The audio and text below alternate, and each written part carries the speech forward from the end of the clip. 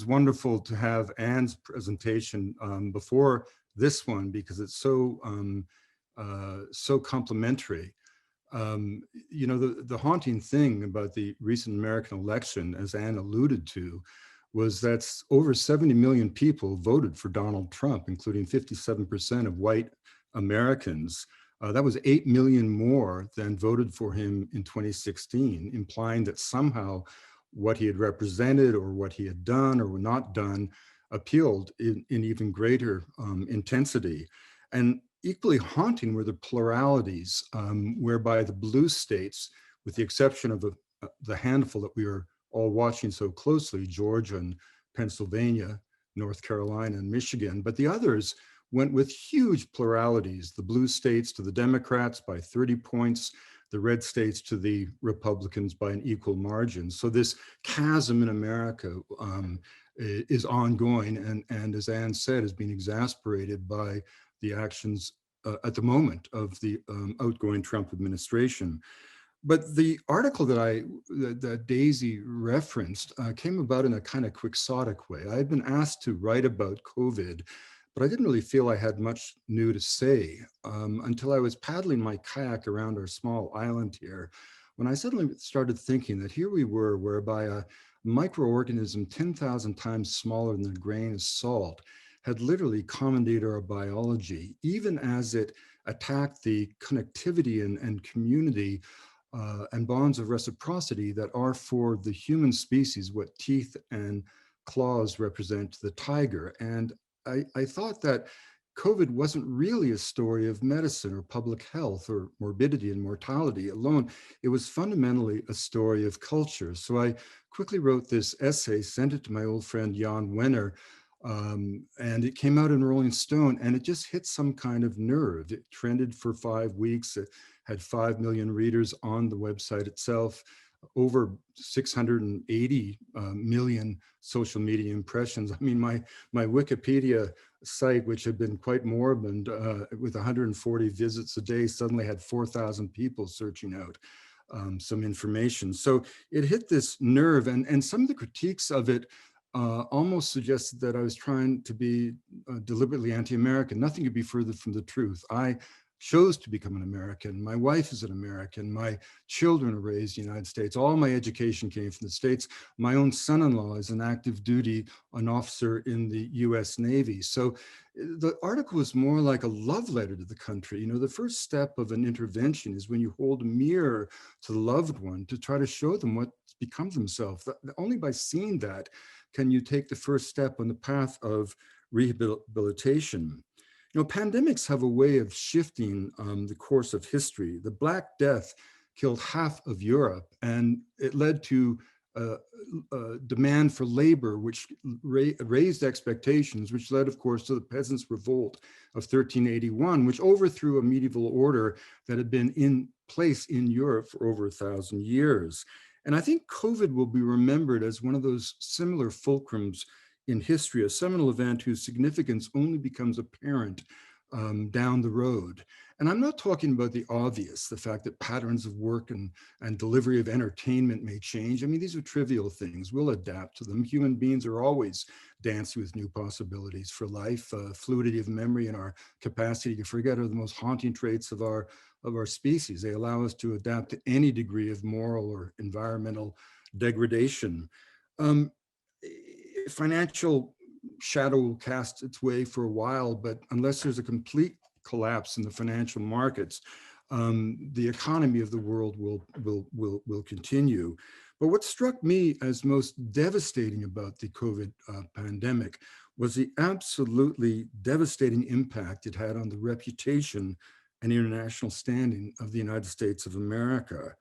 You know, Americans awoke in April when 2,000 were dying a day, better than a person every minute of the day. And they found themselves essentially members of a failed state, ruled by a dysfunctional government, at the head of which was a buffoon of a president who literally was advocating the use of disinfectants to treat a serious pandemic that intellectually he could not begin to understand. And for the first time, as the Irish Times reported, the world's community looked at America with an emotion that they had never experienced before, and that was pity.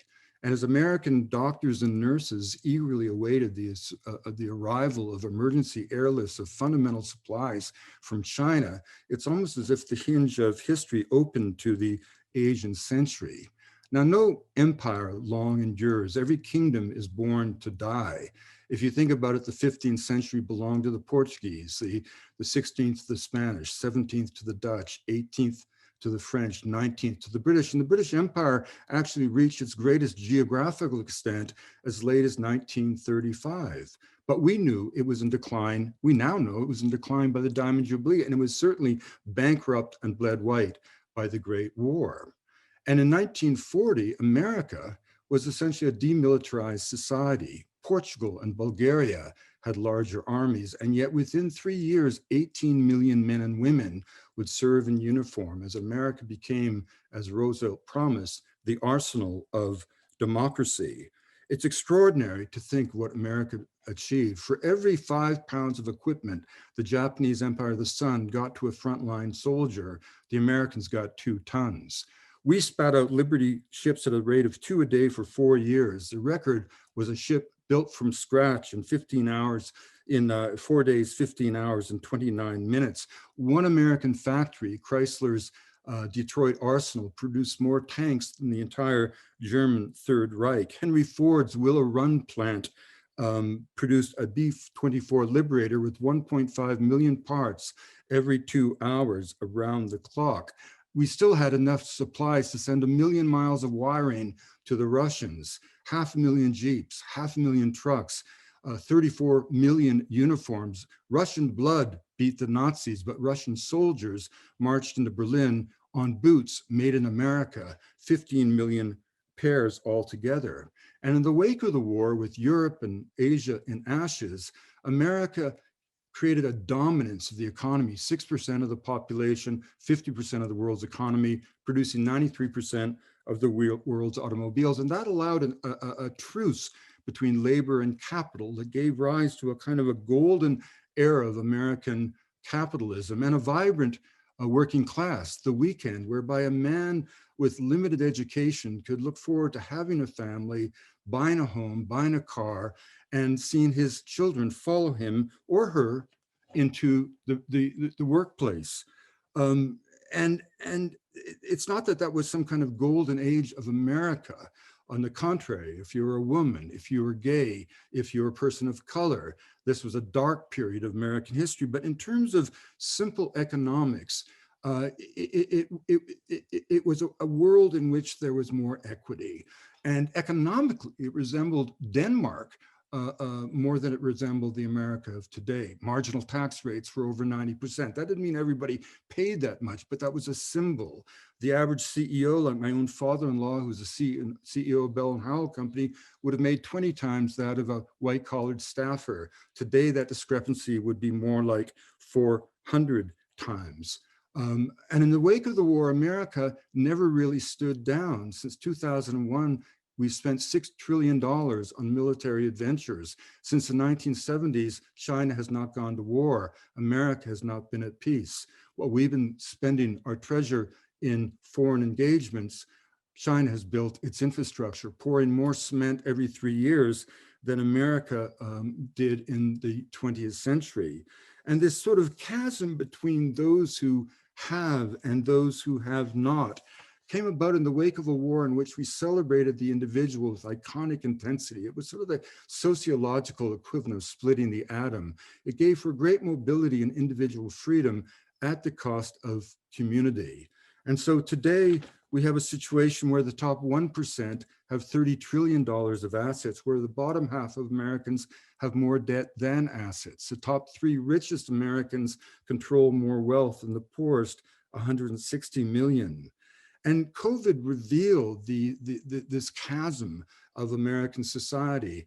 As the individual became paramount, community slipped away to the point where Americans almost don't even believe in the notion of society, the idea that anyone owes anything to anyone and everybody must scratch to get anything. And the family declined. Divorce rates went up dramatically. Only 6% of American homes had grandparents beneath the same roof as grandchildren.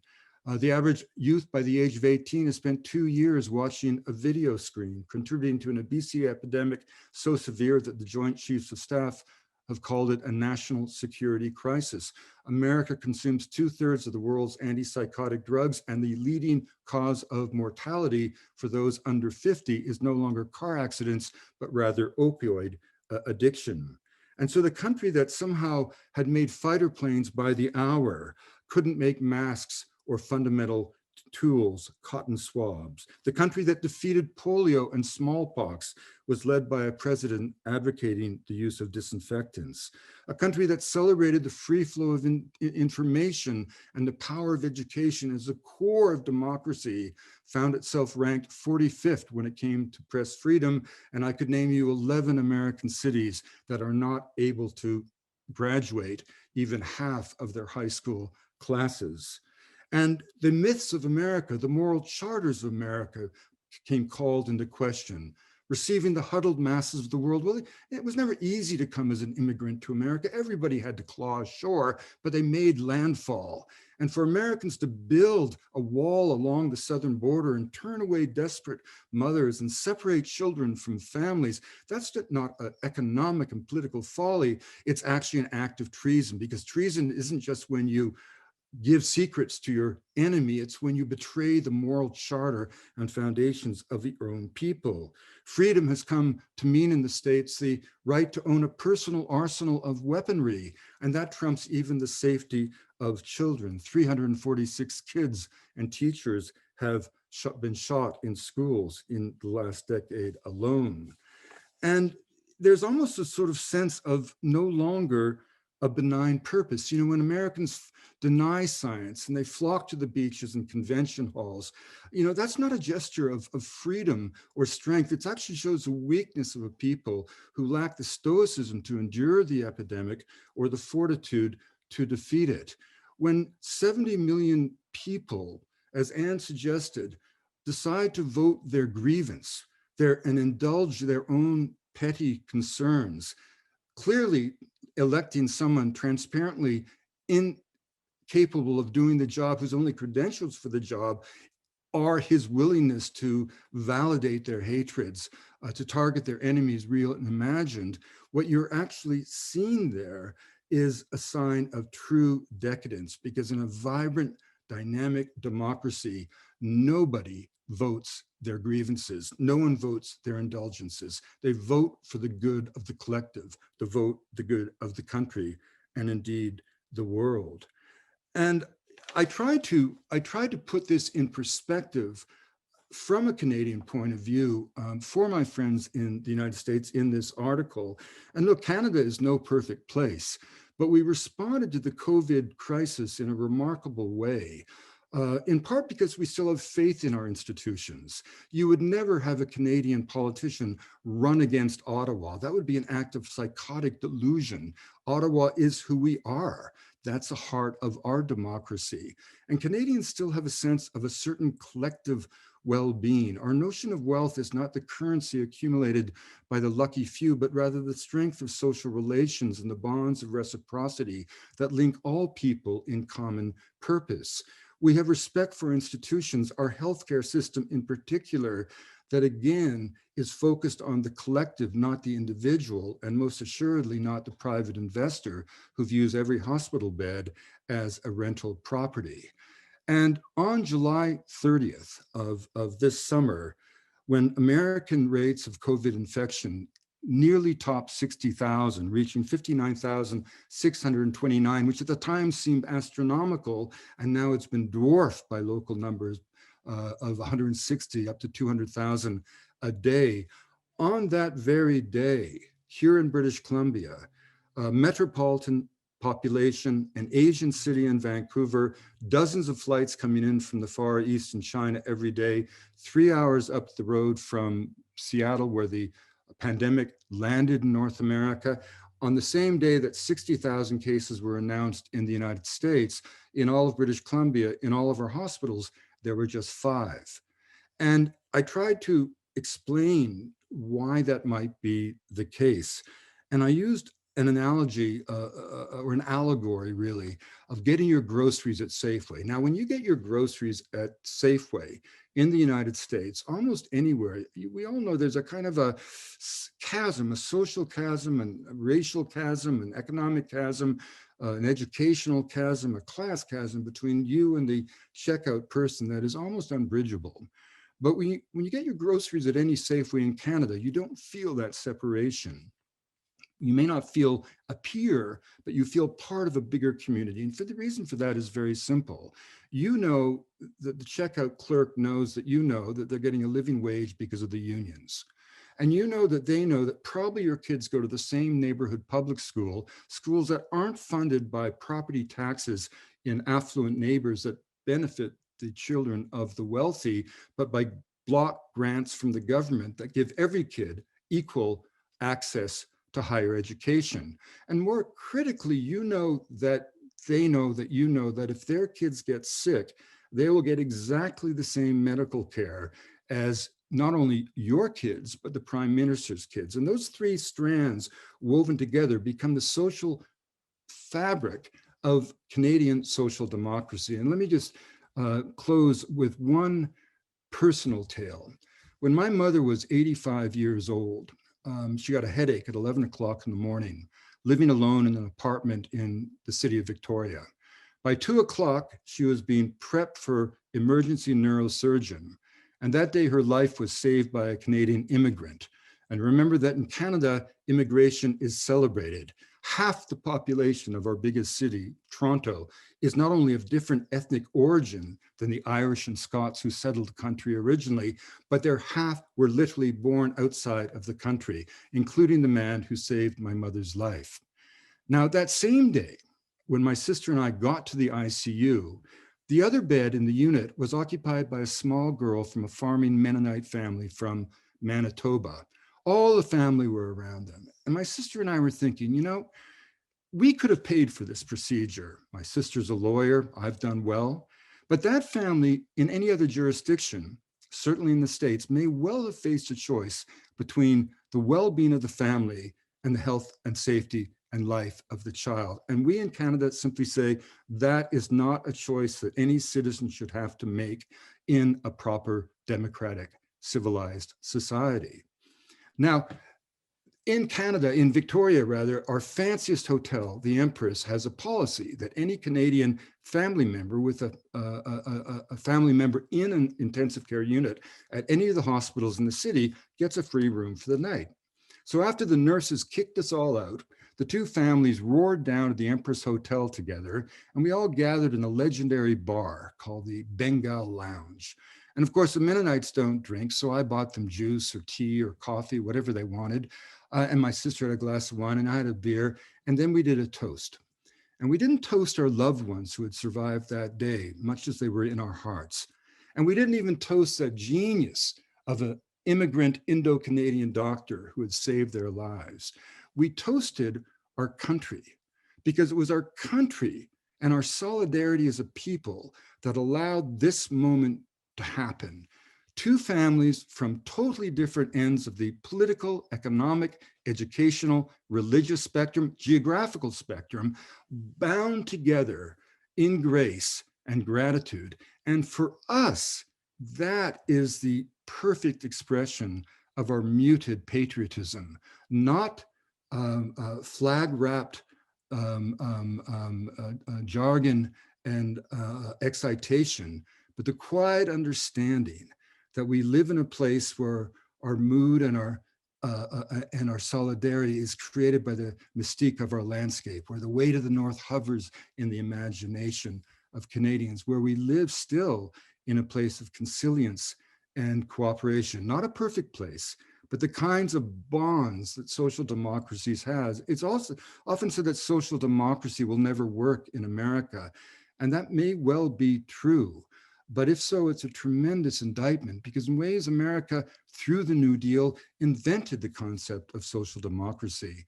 And until this chasm is somehow bridged, it's difficult to see America's way forward. And believe me, I don't look forward to the end of the American century. If and when the torch passes to China with its policies of press repression, attitudes towards the democratic process, attitudes towards minorities, we will certainly be nostalgic for the best years of the American century.